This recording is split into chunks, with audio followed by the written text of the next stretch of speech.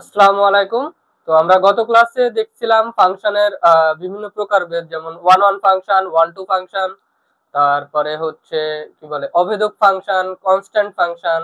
হ্যাঁ, তো এইগুলা দেখছিলাম। তো আজকে আমরা দেখব আর কি দেখছিলাম, লেখচিত্রের সাহায্যে কিভাবে আমরা ফাংশন চিহ্নিত করব, কিভাবে ওয়ান ওয়ান ফাংশন চিহ্নিত করবো, এগুলা দেখছিলাম। তো আজকের ক্লাসে আমরা হচ্ছে আলোচনা করব হচ্ছে কম্পোজিট ফাংশন, আর একটা হচ্ছে আমাদের ইনভার্স ফাংশন বা হচ্ছে বিপরীত ফাংশন যেটা সেটা। তো আমরা প্রথমে একটু দেখি কম্পোজিট ফাংশন কি বা সংযোজিত ফাংশনটা আসলে কি। হ্যাঁ, তো আমরা দেখব হচ্ছে সংযোজিত ফাংশন। ফাংশন ইংলিশে আমরা এটাকে বলি হচ্ছে কম্পোজিট ফাংশন।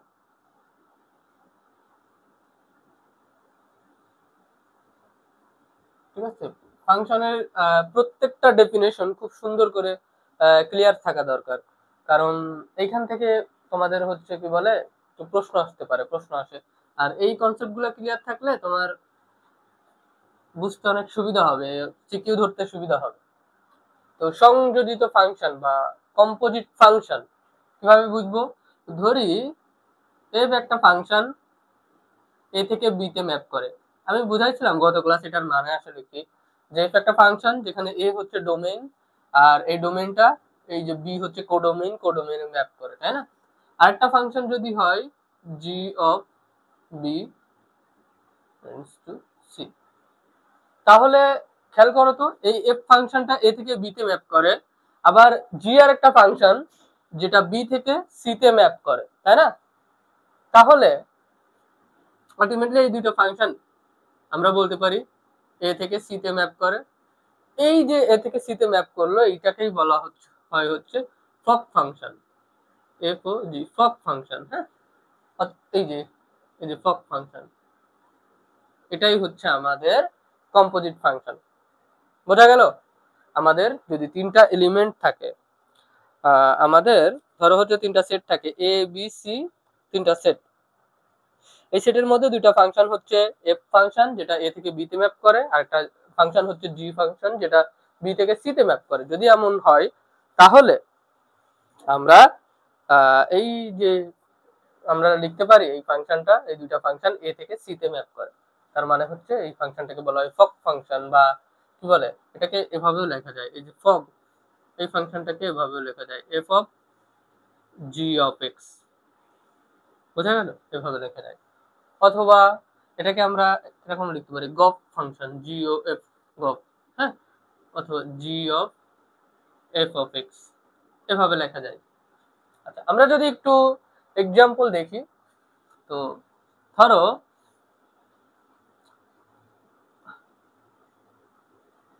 এখানে আমাদের এ একটা সেট দেওয়া আছে, এটা হচ্ছে এ বি সি ডি। এখানে আমাদের একটা দেওয়া আছে হচ্ছে মনে করি পি কিউ আর এস। এখানে মনে করো আরেকটা দেওয়া আছে সি, যেটা হচ্ছে সি। তো সেটা হচ্ছে এই যে এটা বি, এটা সি। সেটা দেওয়া হচ্ছে হচ্ছে 1 2 3 4 5, এটা দিলাম। এখন যদি এই যে এ ফাংশনটা, এটা এই ফাংশনটা হচ্ছে ধরলাম এফ ফাংশন, তাহলে এই ফাংশনটা এ থেকে ধরলাম পি তে ম্যাপ করে, বিটা কিউ তে ম্যাপ করে, সিটাও কিউ তে ম্যাপ করে, ডি হচ্ছে আর এ ম্যাপ করে। ঠিক আছে, এখন এখানে দেখো এই ফাংশনের কোডোমেইন অপর ফাংশনের কিন্তু ডোমেইন হয়ে গেল, তাই না? তাহলে এই যে কোডোমেইনটা এফ, এই যে পি ধরলাম 1 এ ম্যাপ করলো, কিউ 2 তে ম্যাপ করলো, আর 4 এ ম্যাপ করলো, এস 3 তে ম্যাপ করলো। তাহলে এখন এই যে ফাংশনটা আমরা পাইলাম, তাহলে এই যে ফাংশনটা আমরা পাইলাম এই ফাংশনটাকে, এই যে এই ফাংশনটা হচ্ছে এই যে বি থেকে সি তে, যেটা এটা হচ্ছে আমাদের জি ফাংশন। বোঝা গেল?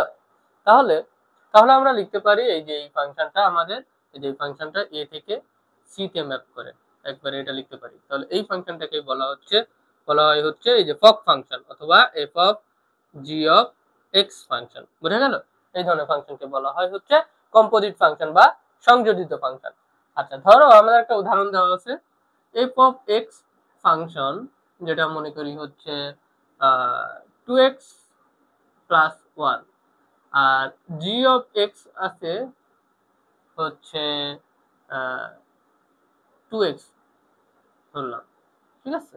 আচ্ছা, এখন আমাদের যদি বলা হয় এটার কম্পোজিট ফাংশন বের করতে বা এফ অফ ফাংশন বের করতে, তাহলে f o g of function কি হবে? F of g of x function. তাহলে এফ অফ এক্স এর জায়গায় আমরা জি অফ এক্স বসাবো। এফ অফ এক্স এর জায়গায় কত? 2।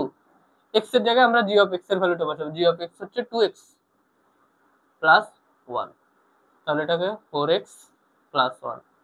তাহলে এই যে দুইটা ফাংশনের আমাদের ফাংশন হচ্ছে এটা, বোঝা গেল?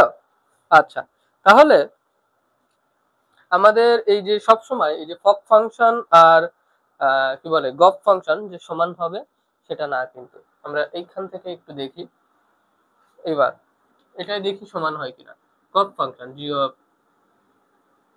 Of F of x function, তাহলে জি অফ এক্স এর জায়গায় কি আছে? 2। এক্স এর জায়গায় বসাবো হচ্ছে এফ অফ এক্স এর যে ভ্যালু, এফ অফ এক্স কি, এই যে 2x প্লাস 1, এটাই তো, তাই না?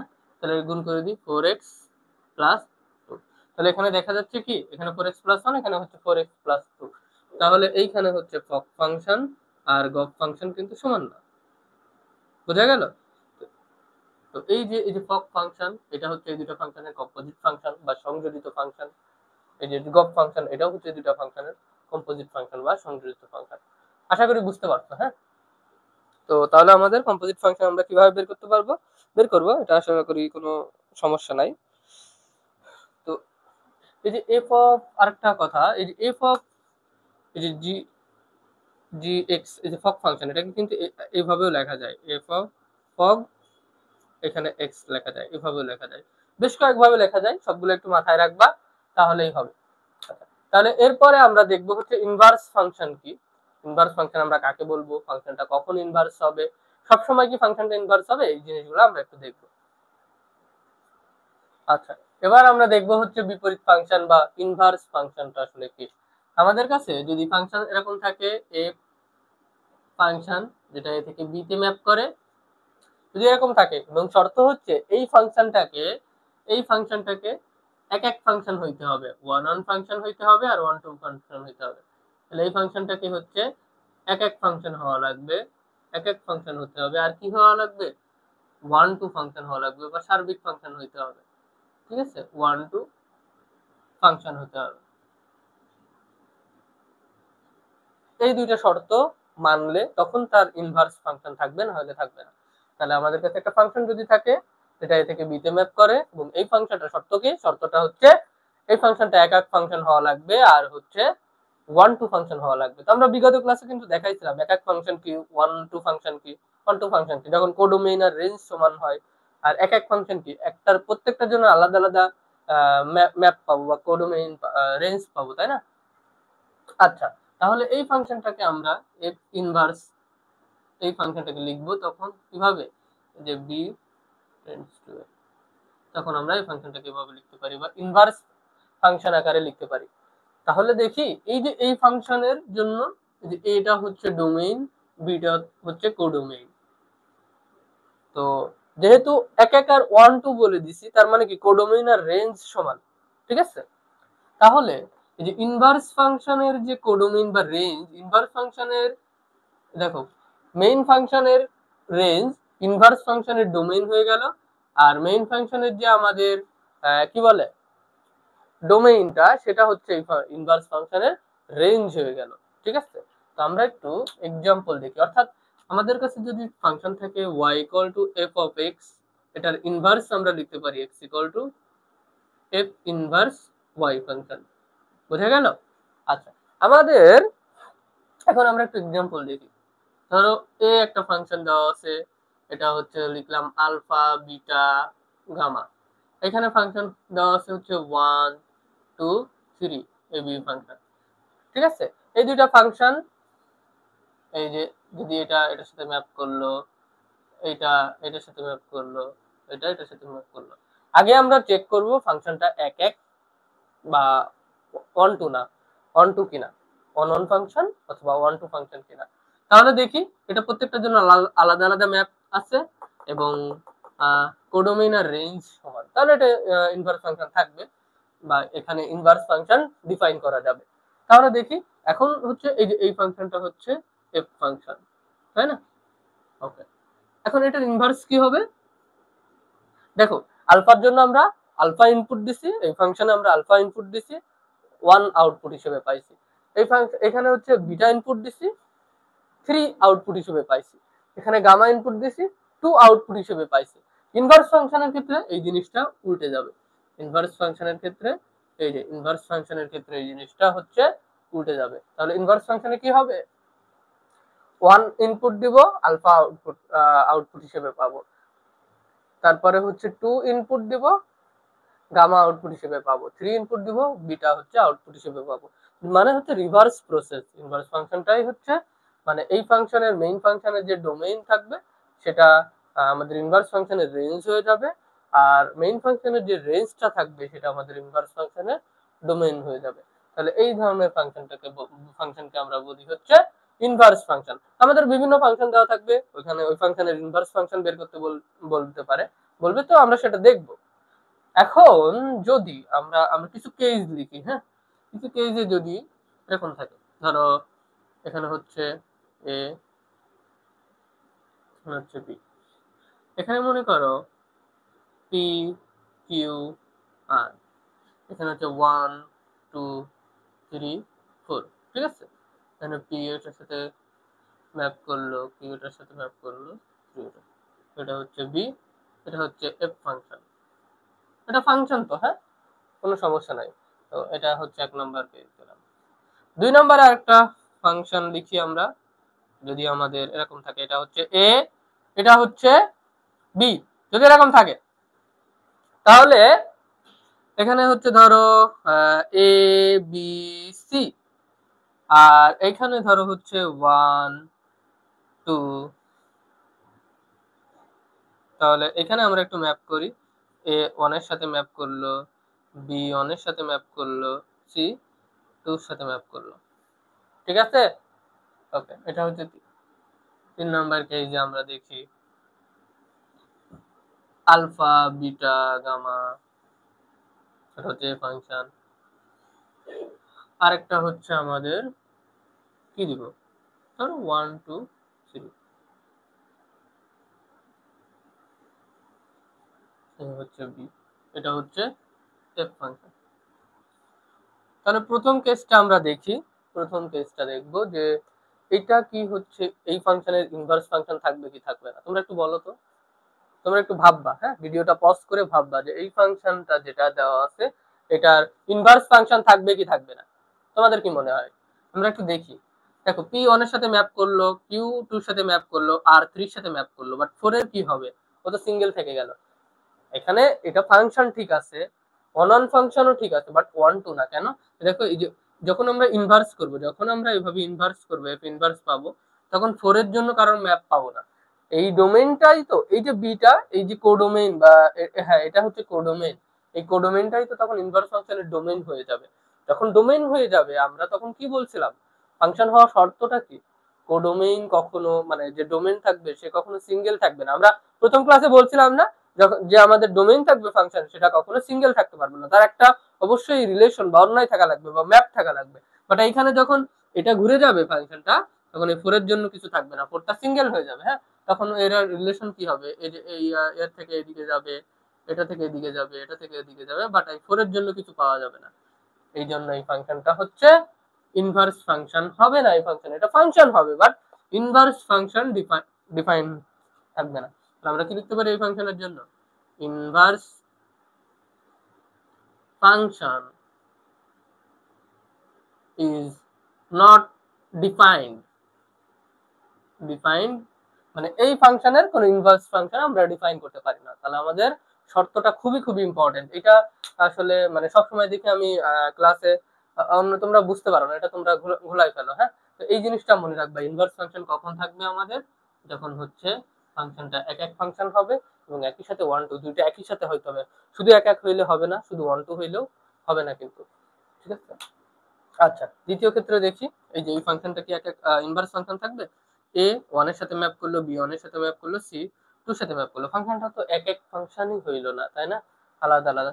সেম ভাবে যখন এটার ইনভার্স আমরা বের করব, দেখো 2 এর জন্য সি পাবো, বাট 1 এর জন্য দুইটা পাবো। এই যে ডোমেন, আমরা কি বলছিলাম, একটা ডোমেইনের মানে কেউ হচ্ছে কি বলে, একজন দুইজনের সাথে রিলেশন করতে পারবে না ডোমেইনের ক্ষেত্রে, তাই না? যখন ইনভার্স হয়ে যাবে তখন তো 1 দুইজনের সাথে রিলেশন হয়ে যাবে। এই জন্য এই ফাংশনের ক্ষেত্রেও আমরা এই যে 2 নম্বর কেসেও হচ্ছে আমরা inverse function is not defined, এই ফাংশনেও হচ্ছে আমাদের ইনভার্স ফাংশন ডিফাইন্ড হবে না। বুঝা গেল? আশা করি বুঝতে পারছেন। ইনভার্স ফাংশন আশা করি আর কোনো সমস্যা হবে না। আচ্ছা, এইবার 3 নাম্বার কেসটা দেখি। এবার দেখি আলফা 1 এর সাথে ম্যাপ করলো, বিটার জন্য আমরা 2 পাইলাম, গামার জন্য 3 পাইলাম। এটা ইনভার্স করো, এটা ইনভার্স করলে দেখো 3 এর জন্য গামা পাইলা, 2 এর জন্য বিটা পাবা, 1 এর জন্য আলফা পাবা। ফাংশনটা একই সাথে 1 1, একই সাথে 1 2। দ্যাটস হোয়াই এই ফাংশনের ইনভার্স ফাংশন থাকবে। ইনভার্স ফাংশন ডিফাইন করা যাবে, তাই না? তাহলে এই ফাংশনের হচ্ছে ইনভার্স ফাংশন ডিফাইন করা যাবে।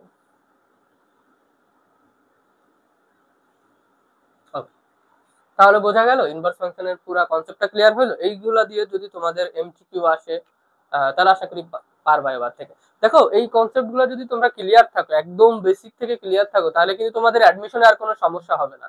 ঠিক আছে? তো এই কনসেপ্ট গুলো একদম বেসিক থেকে তোমাদের ক্লিয়ার থাকতে হবে। আমি দেখছি অনেকে অ্যাডমিশনে সহজ সহজ জিনিস ভুল করে। তো এই কারণ সমস্যাটা কোথায়? এই যে কনসেপ্ট একদম বেসিক থেকে ক্লিয়ার না। আচ্ছা, তাহলে আমরা কিছু ফাংশন দিই, ফাংশনের আমরা ইনভার্স ফাংশন বের করা শিখি। হ্যাঁ, আচ্ছা, ম্যাথ দেখার আগে আমরা একটু তাহলে এটা আবার একটু ক্লিয়ার করে দিই। বিপরীত ফাংশন, কোন একটা ফাংশন এফ এ থেকে যদি বি তে ম্যাপ করে, তাহলে এই ফাংশনটা যদি একই সাথে এক এক ফাংশন আর অন টু ফাংশন হয়, তাহলে এই ফাংশনটাকে কি বলে?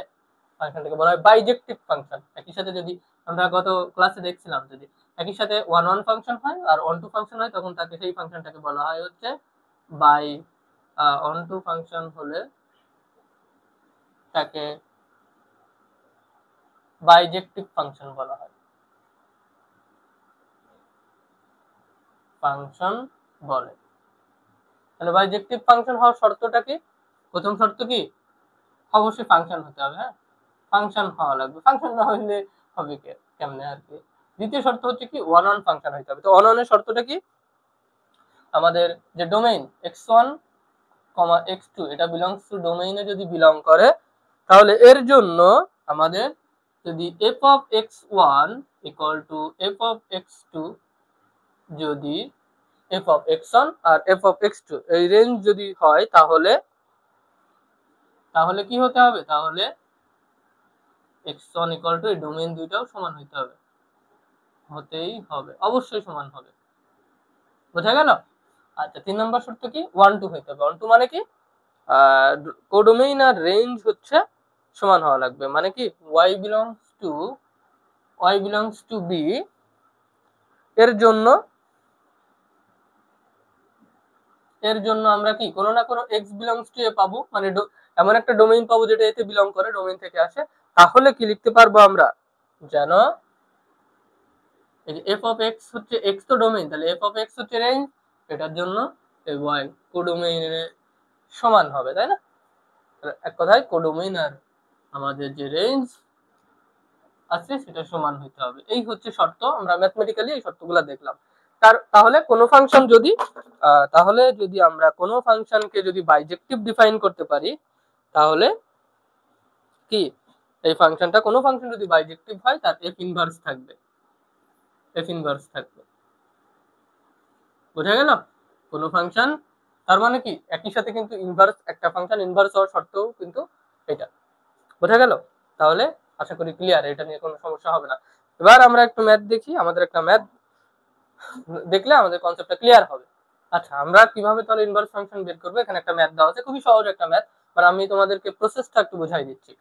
এফ ফাংশন যেটার আর থেকে আর এ ম্যাপ করে, এটার মানে কি, ফাংশনটার ডোমেইন হবে আর, মানে রিয়েল নাম্বার, যত বাস্তব সংখ্যা আছে সবগুলাই হচ্ছে ডোমেইন হইতে পারে ওই ফাংশনের।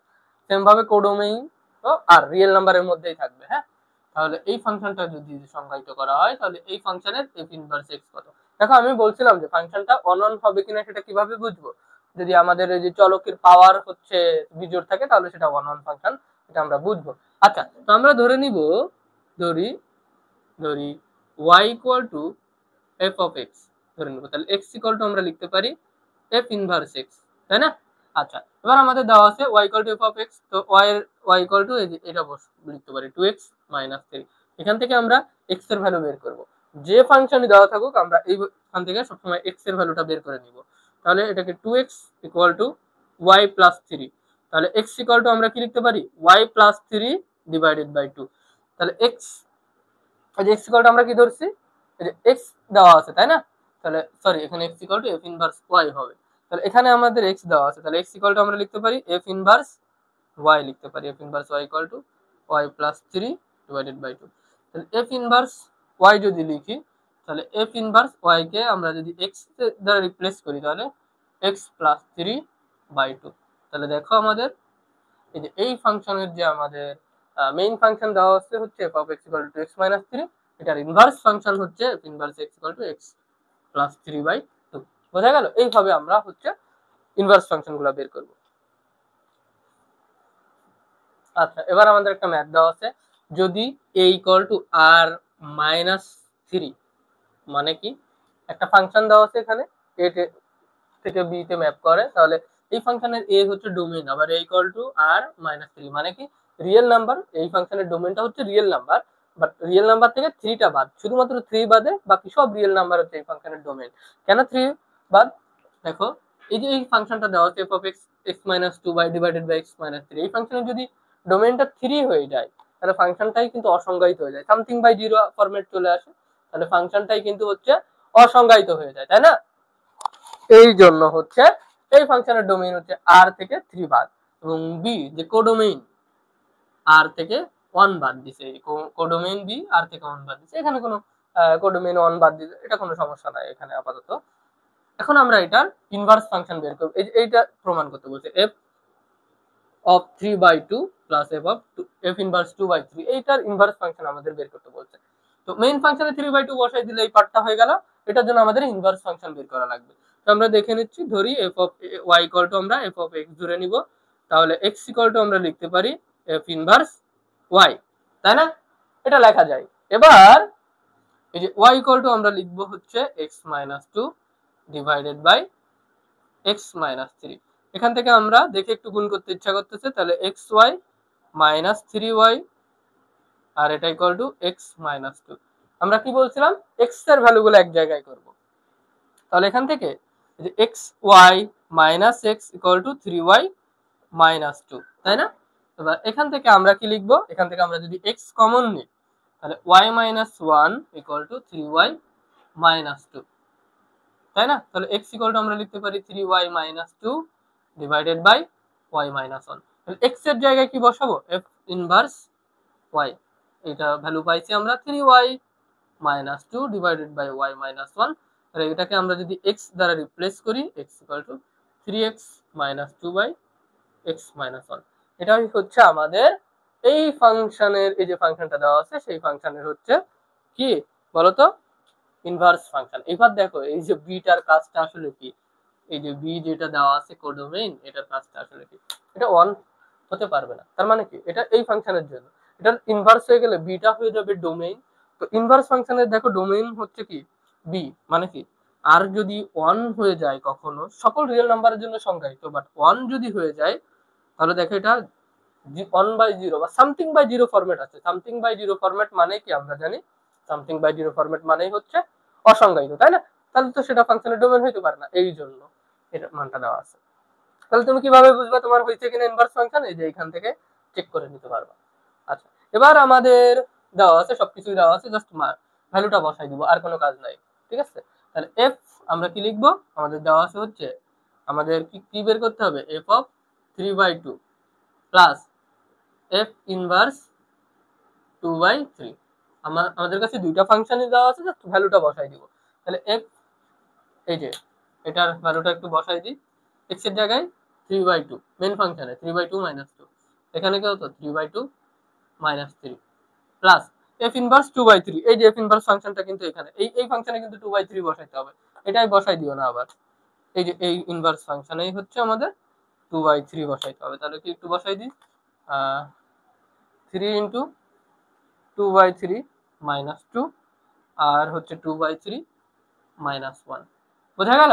জাস্ট এই ফাংশনে হচ্ছে আমরা মানটা বসাইলাম। এবার একটু ক্যালকুলেট করবা, ক্যালকুলেট করলেই তোমরা হচ্ছে মান পেয়ে যাবা। এটা যদি ক্যালকুলেট করো তাহলে হচ্ছে দেখো, এটা যদি আমরা ক্যালকুলেট করি, এই যে 3/2, তাহলে কাটাকাটি হয়ে যায়, -1 বাই হচ্ছে এই যে -1/2 থাকে। এখানে কি থাকে, 3 থেকে -6 বাদ দাও, তাহলে হচ্ছে -3/2 থাকে, তাই না? এটা থাকে। আচ্ছা, এখানে 3 3 বাদ 2 - 2, 2 - 2 মানে 0, নিচে যাই থাকুক 0 বাই সামথিং মানে 0। এখানে 2 2 কাটা, মাইনাস মাইনাস আউট হয়ে যাবে, 1/3। এটাই হচ্ছে আমাদের অ্যান্সার। এই ফাংশনের ভ্যালুটা হচ্ছে 1/3। বোঝা গেল ইনভার্স ফাংশন কিভাবে বের করতে হয়? আমরা আরো দেখবো, আরো বিভিন্ন ম্যাথ প্র্যাকটিস করব। জাস্ট আমরা আগে এই যে ম্যাথের যে থিওরিটিক্যাল পার্টটা কমপ্লিট করে নিচ্ছি, দেন আমরা একটা একটা করে ম্যাথ প্র্যাকটিস করাচ্ছি। আমাদের যখন পুরা থিওরিটি পার্টটা হয়ে যাবে তখন আমরা ম্যাথ প্র্যাকটিস করব, কিভাবে আরো বিভিন্ন ফাংশনের ডোমেইন রেঞ্জ বের করতে হয়, কিভাবে ফাংশনের ইনভার্স ফাংশন বের করতে হয়, এগুলো আমি স্টেপ বাই স্টেপ ক্লাসে তোমাদেরকে করাই দিব। তো তোমাদের কাজ হচ্ছে ক্লাসগুলো বন্ধুদের সাথে একটু শেয়ার দেওয়া, আর কেমন লাগতেছে ক্লাসগুলো একটু জানানো, ঠিক আছে? তো এই লেকচারটায় কোনো প্রবলেম যদি হয় তোমরা কমেন্টে জানাতে পারো। আজকে এই পর্যন্তই। তোমরা যদি বুঝে থাকো ক্লাস, তো সবাই হচ্ছে আমাকে জানাবা। টাটা।